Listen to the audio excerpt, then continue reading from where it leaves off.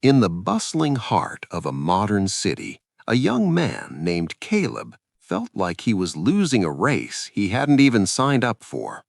At 25, he looked at his phone and saw his former classmates traveling the world, starting million-dollar companies, or getting married.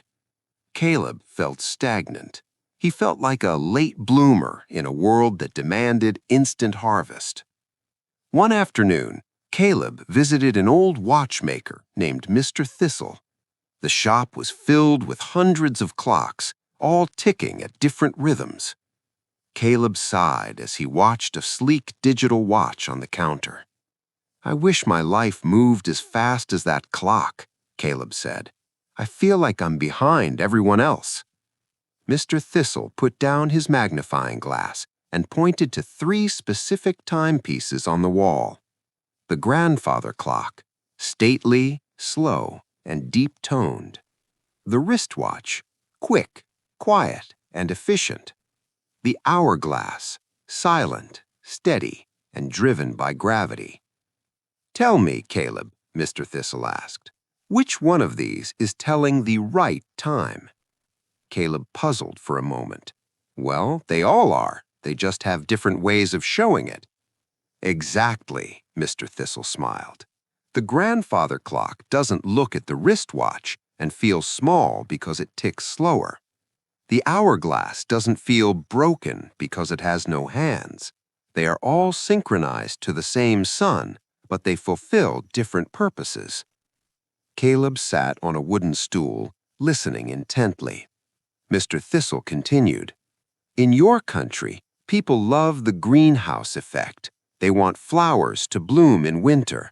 They want success by age 20. But nature has a different law. A radish grows in 30 days.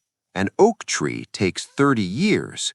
If the oak tree compared itself to the radish, it would feel like a failure for 2 decades. But which one provides the most shade?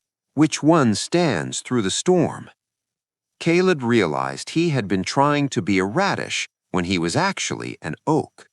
By comparing his day 1 to someone else's year 10, he was stealing his own joy. Caleb left the shop that day with a new vocabulary for his life. Instead of saying, "I am behind," he started saying, "I am in my own season." He realized that comparison is the thief of progress. Social media is a highlight reel, not a reality show. Your pace is not your value. When he stopped looking at the clocks of others, he finally found the energy to work on his own craft. 2 years later, Caleb didn't have $1 million, but he had a career he loved and a heart at peace. He wasn't behind. He was exactly where he was meant to be. If this story touched your heart, subscribe to MindBridge Tales.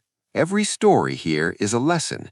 Every lesson is a step toward a better life. God bless you.